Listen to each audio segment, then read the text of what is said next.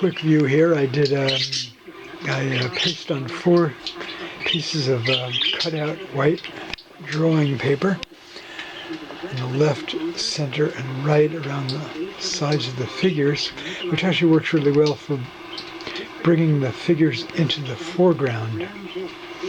And I did a pencil drawing here for an allegorical sea monster. It looks kind of like a tooth, like a tooth extracted, from a mouth.